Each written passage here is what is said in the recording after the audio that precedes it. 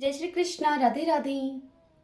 चातुर्मास में नित्य नेम पूजा पाठ के साथ यदि यह कथा भी सुनी जाए तो अनंत पुण्य की प्राप्ति होती है। भगवान शिव और विष्णु जी की विशेष कृपा मिलती है, क्योंकि यह कहानी भगवान शिव और विष्णु दोनों से ही जुड़ी हुई है। इन दोनों की कृपा प्रसाद से ही राजा बलि इतने महत्वशाली हुए। पूर्व काल में राजा बलि एक जुआरी थे। भगवान शिव के कृपा प्रसाद से ही वह जुआरी राजा बलि बना, और जब भगवान विष्णु की कृपा उन पर हुई तब स्वयं भगवान विष्णु इनके द्वार के रक्षक बन गए।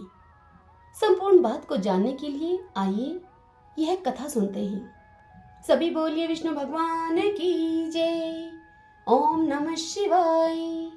प्राचीन समय में बलि नामक दैत्यों का राजा हुआ था। बलि विरोचन का पुत्र और प्रहलाद का पोता था। उसने अपनी तपस्या तथा ताकत के बल पर त्रिलोकी पर आधिपत्य हासिल कर लिया था, परंतु अन्य असुरों की भांति उसमें भी अहंकार आ गया।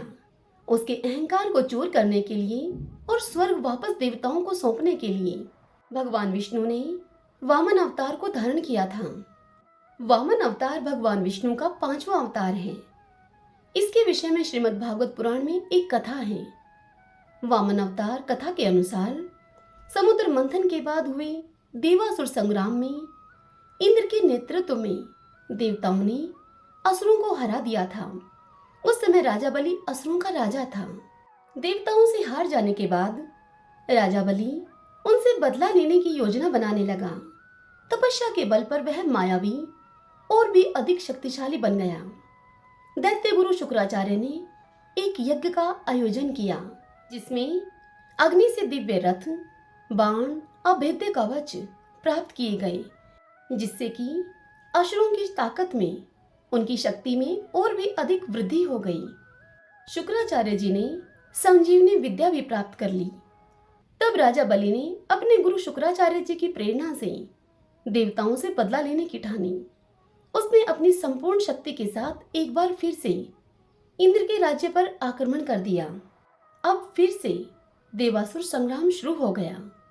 प्रारंभ में दैत्य पराजित होने लगे, परंतु जैसे ही असुरों के गुरु शुक्राचार्य जी ने संजीवनी विद्या का प्रयोग शुरू किया, असुर फिर से जीतने लगे। जब भी कोई दैत्य मरता तो उसे अन्य दैत्य गुरु शुक्राचार्य जी के पास लेकर जाते और शुक्राचार्य जी अपनी संजीवनी विद्या से उसे पुनः जीवित कर देते और उसे स्वस्थ कर देते। अंततः असुर अब जीत गए और राजा बलि ने स्वर्ग पर अपना अधिकार स्थापित कर लिया। अब राजा बलि इंद्र के सिंहासन पर बैठ गए और उसने स्वयं को इंद्र घोषित कर दिया। तब दैत्य गुरु शुक्राचार्य जी ने बलि से कहा कि यदि वह इंद्र के पद को स्थायी रूप से पाना चाहता है तो उसे 100 अश्वमेध यज्ञ करने होंगे। गुरु की इस बात को सुनकर राजा बलि ने अश्वमेध यज्ञ करना प्रारंभ कर दिए। अब देवता उसे अश्वमेध यज्ञ करने से रोक भी नहीं पा रहे थे, क्योंकि अपनी तपस्या और अपने गुरु शुक्राचार्य जी की संजीवनी विद्या के दम पर वह बलि अति शक्तिशाली और अजय बन चुका था। इस प्रकार एक बार फिर देवताओं पर संकट आ पड़ा। बगैर अमृत पीकर भी राजा बलि इतना मायावी बन बैठा था कि उसको मारने की शक्ति किसी में न थी।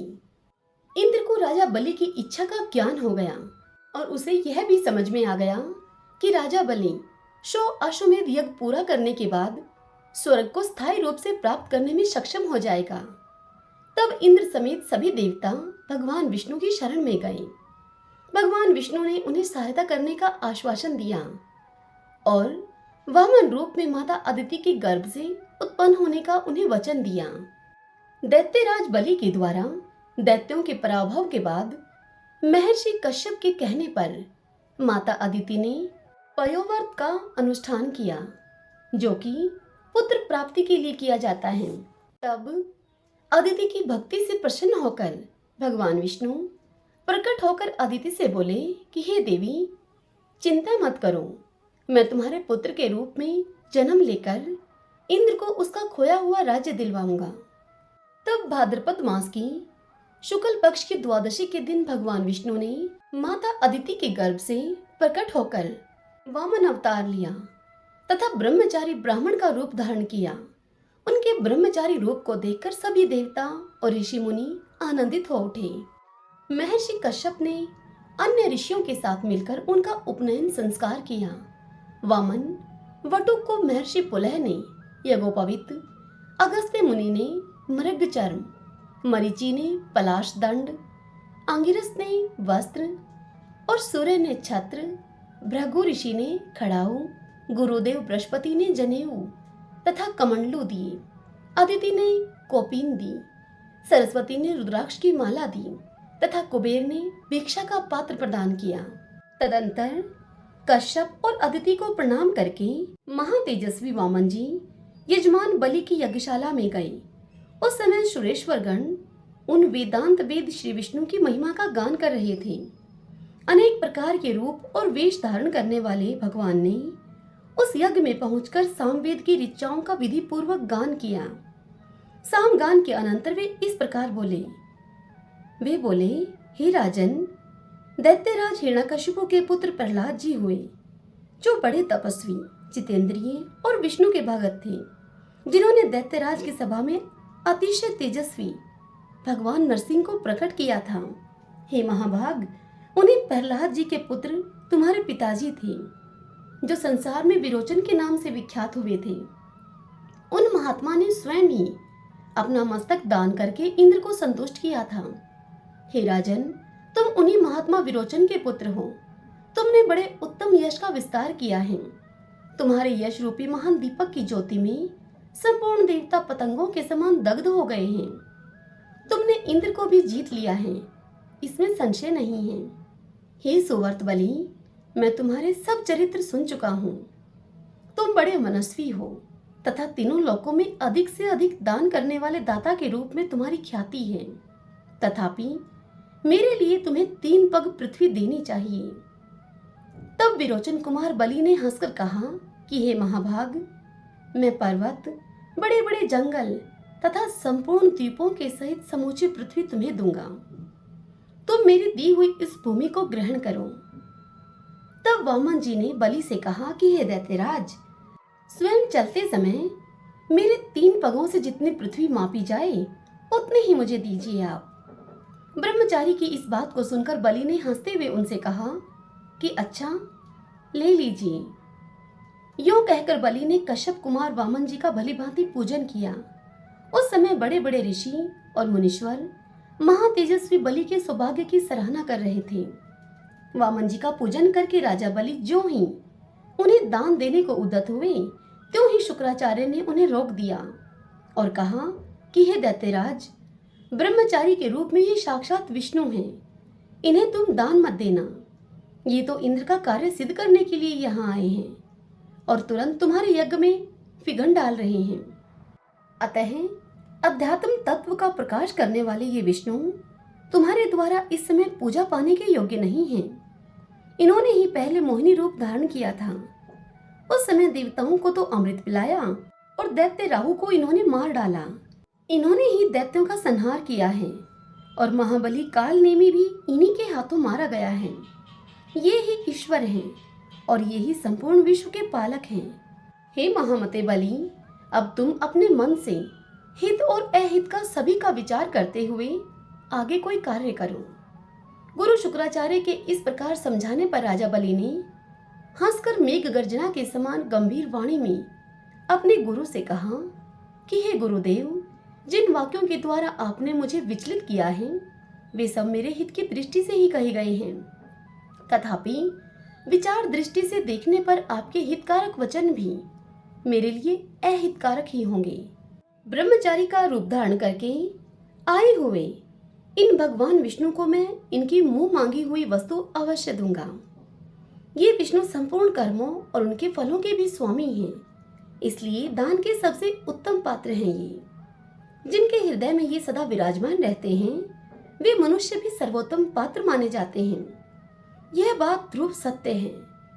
जिनके नाम से यहाँ सब कुछ पवित्र कहा जाता है, जिनके चिंतन से ये वेद, यज्ञ, मंत्र तथा तंत्र आदि सभी पूर्णता को प्राप्त होते हैं, वे ही ये समस्त विश्व के स्वामी सर्वात्मा श्री हरि आज कृपा करके मेरा उद्धार करने के लिए ही यहाँ पर पधारे हैं। इस बात को आप यथार्थ माने, इसमें संशय नहीं है। राजा बलि की इस बात को सुनकर शुक्राचार्य बड़े ही कुपित हो उठे। उन्होंने धर्म वत्सल दैत्यराज को रोषपूर्वक श्राप देना आरंभ किया। गुरु शुक्राचार्य बलि से बोले, ओ मूर्ख, तू मेरी आज्ञा का उल्लंघन करके दान करना चाहता है, इसीलिए राज्य लक्ष्मी से तू वंचित हो जा। अथाह बोध वाले यानी कि अधिक ज्ञान वाले अपने महात्मा शिष्य को इस प्रकार श्राप देकर शुक्राचार्य ने अपने आश्रम को चले जाने का निश्चय किया। जब वे चले गए तब विरोचन कुमार बलि वामन जी की पूजा करके उन्हें भूमि दान करने को उद्यत हुए। दैत्यराज की पतिव्रता पत्नी महारानी विंध्यावली वहां पर आकर पतिदेव के अर्ध अंग रूप में सुशोभित हुई। राजा बलि विधि विधान के ज्ञाता थे। उन्होंने विधि पूर्वक ब्रह्मचारी के चरण पखारकर संकल्प के साथ भगवान विष्णु को पृथ्वी दान की। उस महान संकल्प को स्वीकार करते ही अजन्मा भगवान विष्णु अब बढ़ने लगे। वे ही संपूर्ण जगत के प्रभु तथा उत्पत्ति स्थान हैं। उन्होंने एक ही पैर से सारी पृथ्वी माप ली, दूसरे पग से ऊपर के सभी लोक व्याप्त कर लिए। वामन जी का वह द्वितीय पग सत्यलोक में जाकर ठहरा था। परमेष्टि ब्रह्मा ने अपने कमंडलों के जल से भगवान के उस चरण को पखारा।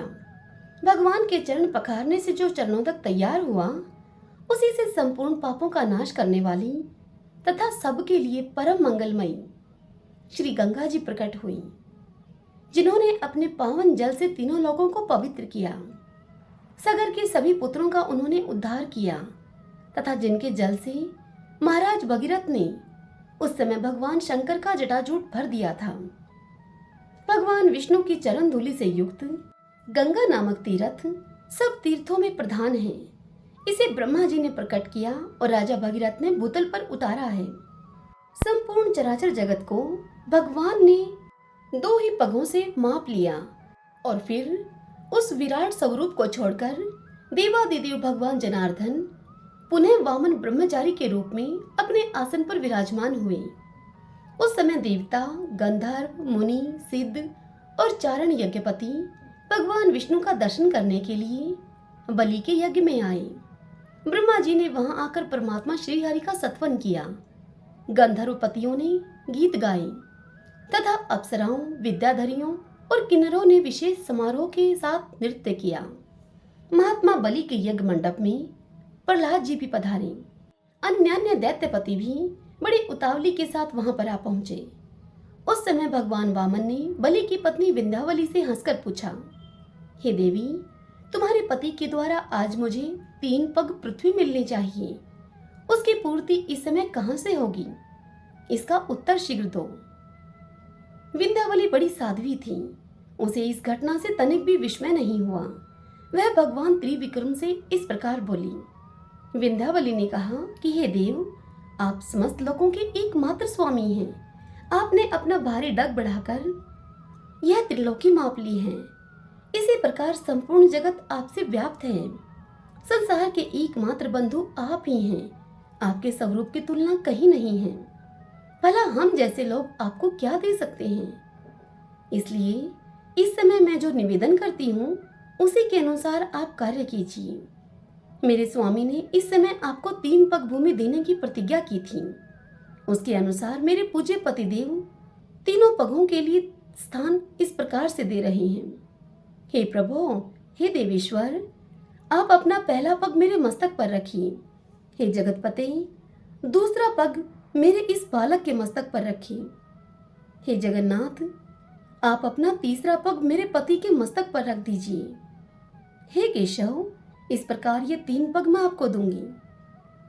विंध्यावली की यह बात सुनकर भगवान विष्णु बड़े ही प्रसन्न हुए और राजा बलि से मधुर वाणी में बोले, तात, मैं तुम पर बहुत प्रसन्न हूँ।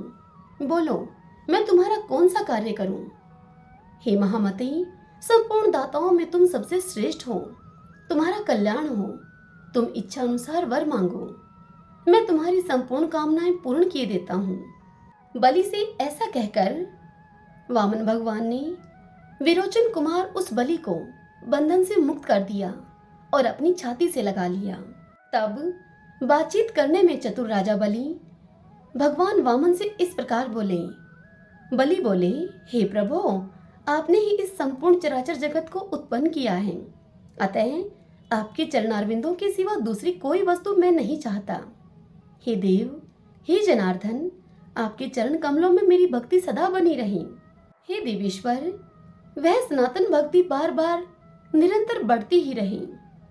बलि के इस प्रकार प्रार्थना करने पर भूत भावन भगवान वामन ने अत्यंत प्रसन्न होकर बलि से कहा, हे राजन, तुम अपने भाई बंधु और संबंधियों के साथ सुतल लोक में चले जाओ। यह सुनकर दैत्यराज बलि बोले कि हे देवदेव, आप ही बताइए, सुतल लोक में मेरा क्या काम है? मैं तो आपके पास ही रहूंगा। इसके विपरीत कुछ भी कहना उचित नहीं है।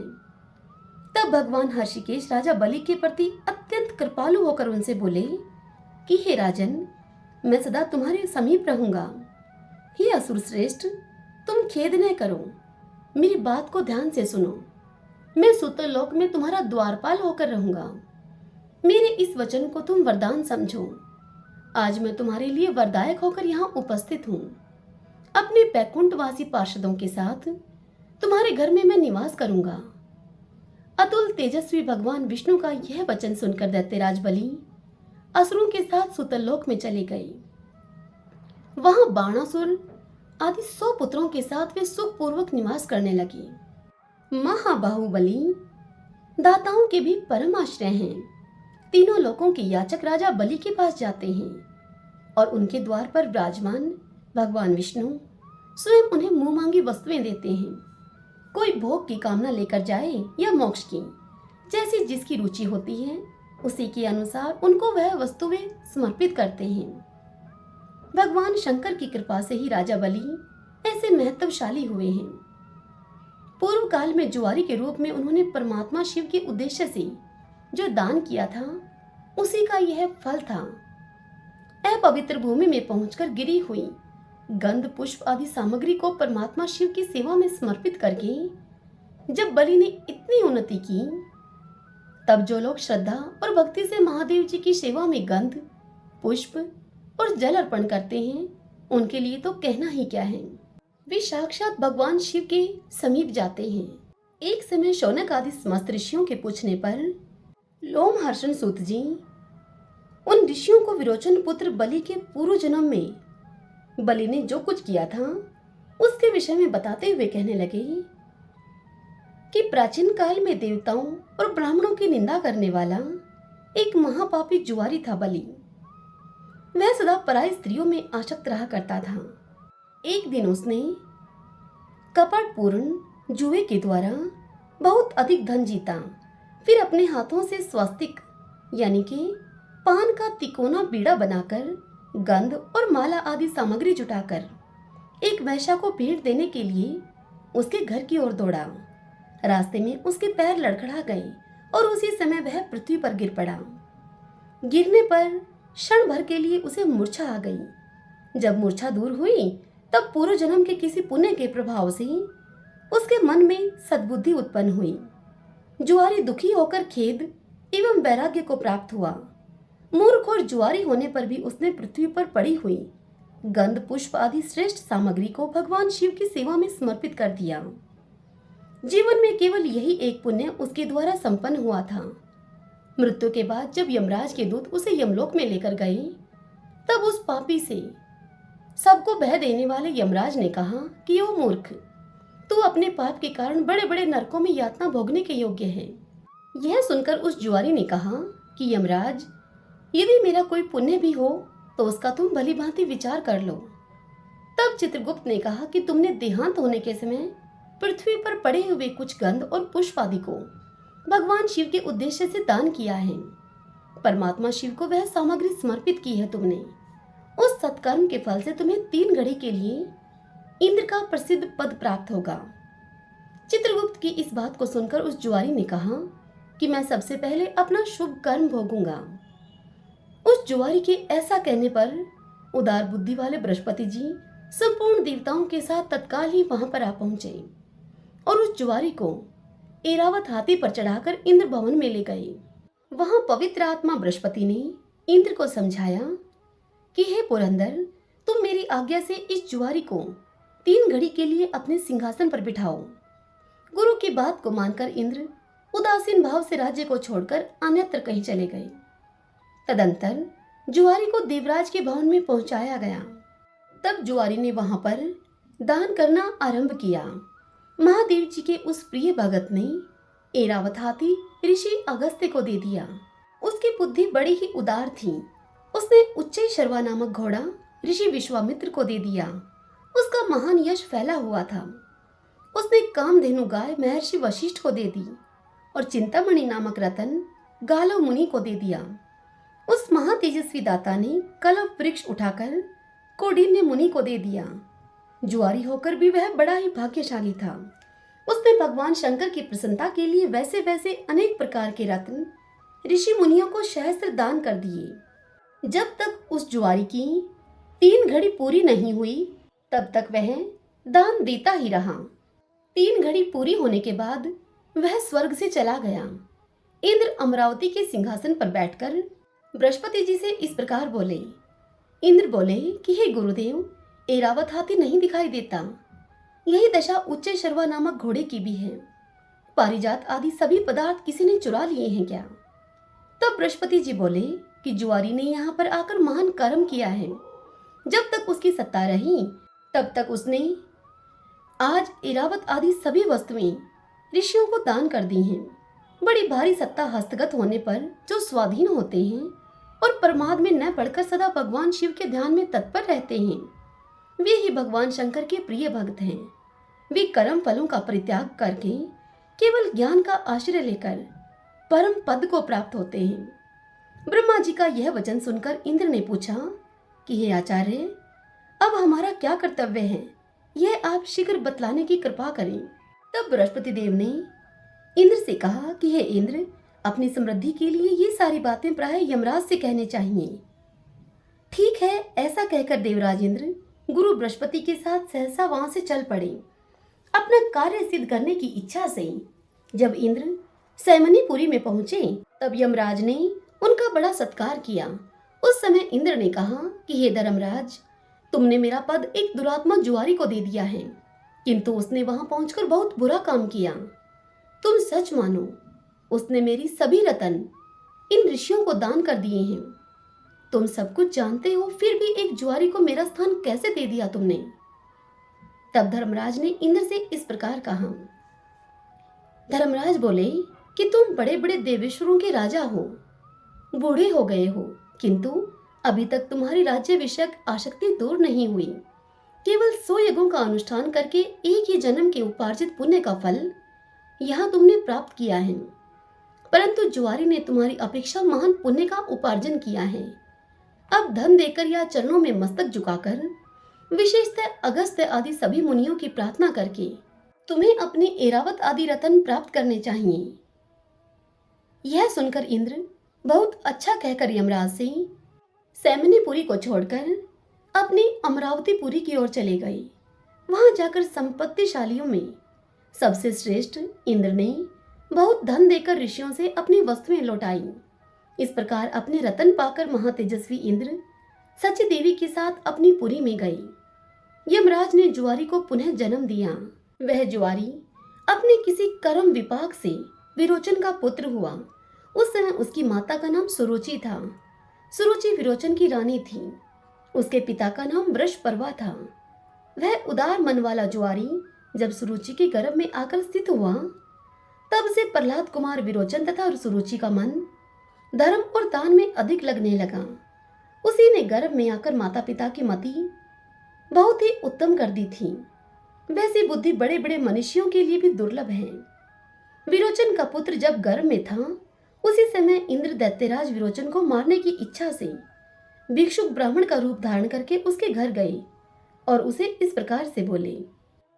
इंद्र विरोचन से बोले कि हे राजन, मुझे अपनी इच्छा के अनुसार कुछ दान मिलना चाहिए। याचक की बात को सुनकर विरोचन ने हंसते हुए कहा कि हे वीरप्रवर, यदि आपकी इच्छा हो तो इस समय अपना मस्तक भी मैं आपको दे सकता हूँ। इसके अलावा यह अपना अकंटक राज्य भी मैं आपको समर्पित कर दूंगा। विरोचन के ऐसा कहने पर इंद्र ने सोच विचार करके कहा कि कि हे महाभाग, मुझे अपना मुकुट मंडित मस्तक उतार कर दे दीजिए। ब्राह्मण रूपधारी इंद्र के ऐसा कहने पर प्रहलाद पुत्र विरोचन ने बड़ी प्रसन्नता के साथ अपने ही हाथ से अपना मस्तक काटकर शीघ्रता पूर्वक इंद्र को दे दिया। आर्त प्राणियों को अपनी शक्ति के अनुसार जो कुछ भी दिया जाता है वह दान महान पुण्य का हेतु होता है। उसका फल अक्षय बताया जाता है। तीनों लोकों में दान से बढ़कर दूसरी कोई वस्तु नहीं है। विरोचन का वह दान दैत्य, नरेंद्र तथा नाग, इन तीनों के लोक में प्रसिद्ध हो गया। पूर्व जन्म का वह जुआरी ही विरोचन का महातेजस्वी पुत्र हुआ। पिता के मरने पर जब उसका जन्म हो गया तब उसकी पतिव्रता माता ने अपना शरीर त्याग दिया और वह तत्काल पति लोक को चली गई। शुक्राचार्य जी ने उसी पुत्र को पिता के सिंहासन पर अभिषेक किया। वही महायशस्वी कुमार लोक में बलि के नाम से विख्यात हुआ। भगवान विष्णु जब सुतल लोक में बलि के द्वारपाल बन गए तब बैकुंठ में सभी देवी देवता समेत लक्ष्मी जी अत्यंत ही चिंतित हो गए। तब इस कठिन काल में नारद जी ने माता लक्ष्मी को एक युक्ति बतलाई। नारद जी ने कहा कि एक रक्षा सूत्र यानी कि राखी लेकर वे राजा बलि के पास अपरिचित रूप में दीनहीन दुखियारी बनकर जाएं और राजा बलि को भाई बनाकर दान में प्रभु विष्णु को मांग लाएं।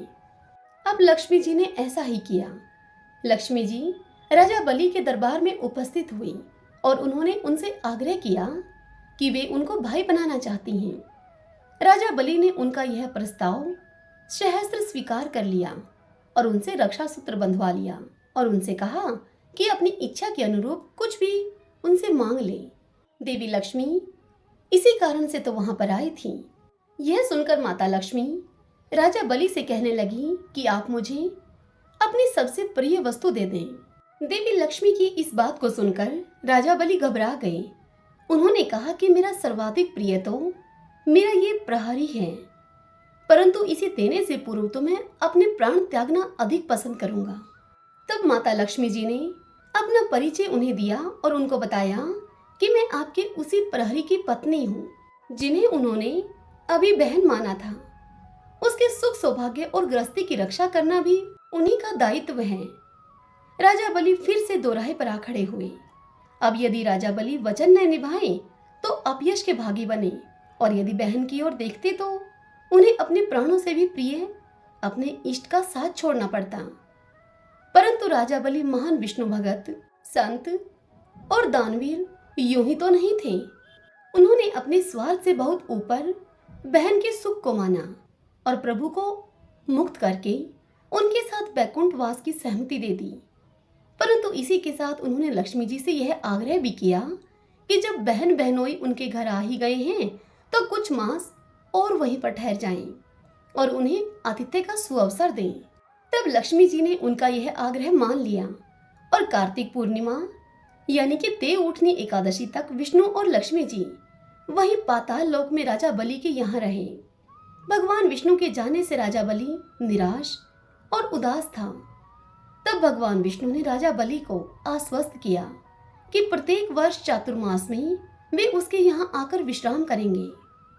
बलि को ऐसा कहकर जब भगवान विष्णु लौटकर बैकुंठ को गए तो पूरे लोक में दीप पर्व मनाया गया।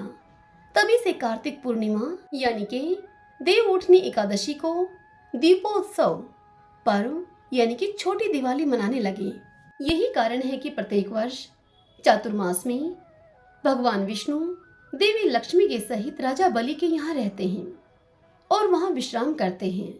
भगवान के विश्राम करने के पीछे एक कारण यह भी है कि एक बार योग निद्रा ने भगवान से अपने शरीर में उसे स्थान देने के लिए कहा, परंतु भगवान का पूरा शरीर किसी न किसी के लिए आरक्षित था। जैसे किसी हाथ में कमल तो किसी हाथ में चक्र, सीने में भृगु ऋषि का पैर, केवल आंख बची हुई थी।